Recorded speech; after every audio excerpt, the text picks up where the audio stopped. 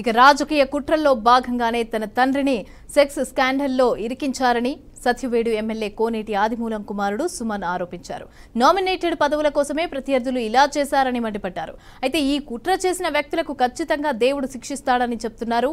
Party ఏ నిర్ణయం తీసుకున్నా కూడా కట్టుబడి ఉంటామని కోనేటి సుమన్తో మా ప్రతినిధి Gopinath face to face.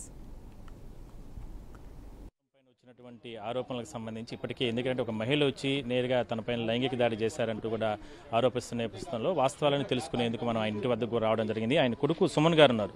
Sir, ఏంటి ఇంత దారుణంగా ఎందుకు ఇట్లా ఆరోపణలు చేయడం, ఏంటి ఎంతవరకు రాజకీయంలో ఎదుర్కోలేనప్పుడు, రాజకీయాన్ని రాజకీయంగా చూసుకోలేనప్పుడు ఈ కొళ్ళు కుతంత్ర ఇవి దీంట్లో ఒక భాగస్వామ్యం.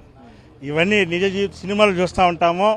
కానీ వారి యొక్క పదవుల కోసం నాన్న పైన బురద జల్లడం, అది దేవుడు తప్పకుండా ముట్టికాయలు వేస్తాడు.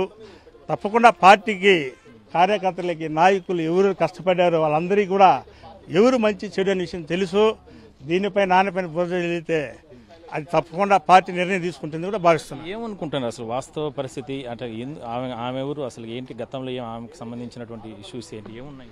ఇప్పుడు పార్టీకి పని చేయనప్పుడు మా నామినేట్ పోస్ట్ ఇవ్వలేము. ఆ నామినేట్ పదవుల కోసం రకరకాలుగా వాళ్ళ ప్లానింగ్ వాళ్ళు చేసుకుని వస్తే మనం ఏం చేయలేము. నాకు ఒకే ఒకటి మీ ద్వారా తెలియజేసుకుంటున్నాను.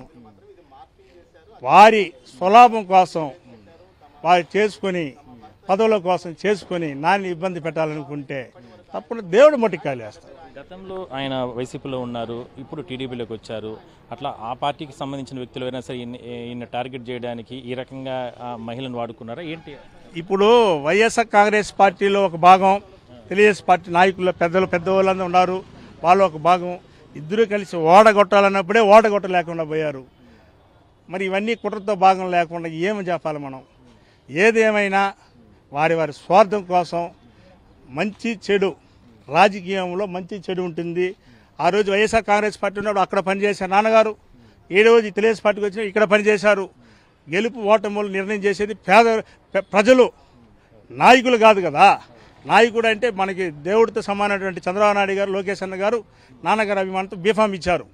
గెలుపు ఓటములు నిర్ణయించేది ప్రజలని కూడా ఈ సందర్భం తెలియజేసుకుంటూ, ప్రజల కోసం మంచి చేసేటప్పుడు నామినేట్ పోస్ట్ ఏదైనా లోకేష్ అన్న గారు ఇస్తారు. ఆ పదవుల కోసం నాన్నగారిని ఇబ్బంది పెడితే తప్పకుండా పార్టీ నిర్ణయం తీసుకుంటుంది కూడా భావిస్తున్నాం. ఏదో ఫైనల్గా పార్టీ ఏదో సస్పెన్షన్ చేసినట్టు తెలుస్తుంది. మరి ఎట్లా వివరణ ఇస్తారా మీరు వెళ్ళి? పార్టీ చంద్రబాబు నాయుడు సారు, నాన్నగారు ఎలా ఉండారు, ఏ విధంగా పరిచయాలు, అది దేవుడు లాంటి చంద్రబాబు సార్ తెలుసు. మిగతా వారి గురించి మనం మాట్లాడితే పార్టీ విషయాలు చంద్రబాబు సార్ చూసుకుంటారు.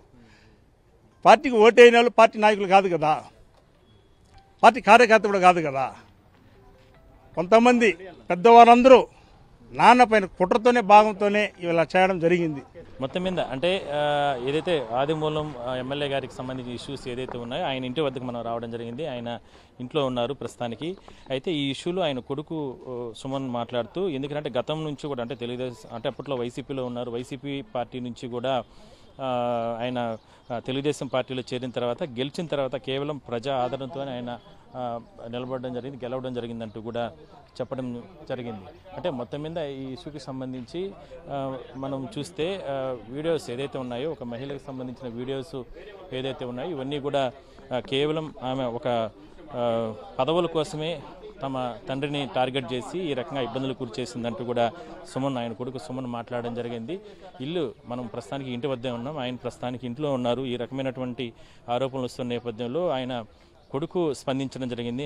సుమన్ ఆయన కొడుకు, ఆయన తన తండ్రి రాజకీయ చరిత్ర కావచ్చు, గతంలో ఆయన అనుభవాలు, ఆయనకు సంబంధించిన ప్రజల సేవలు ఇవన్నీ కూడా ఆయన మాట్లాడుతూ కూడా చాలా ఈ రకంగా అంటే ప్రత్యర్థుల్ని అణచివేసడానికి, ప్రత్యర్థుల్ని ఇబ్బందులు పెట్టడానికి ఈ రకంగా రాజకీయంగా తమ ఎమ్మెల్యేగా ఉన్నట్టు తన తండ్రిని ఈ రకంగా ఇబ్బందులు గురి చేయడం కరెక్ట్ కాదంటూ కూడా ఆయన మాట్లాడడం జరిగింది. అయినా కూడా ఏదైతే ఆరోపణలు చేస్తున్నట్టు మహిళ పైన పూర్తి స్థాయిలో కూడా చర్యలు తీసుకోవాలి. మేము కూడా తెలుగుదేశం పార్టీ అధినేత చంద్రబాబును కలవబోతున్నాం.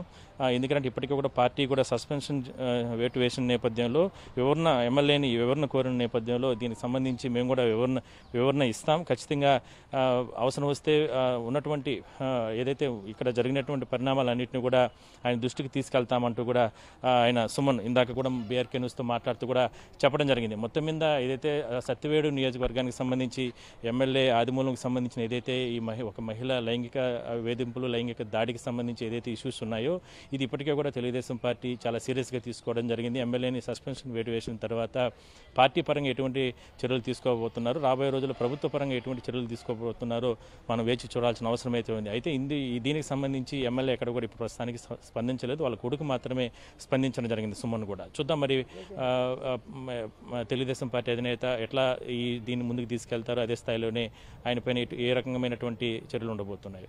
Over to studio.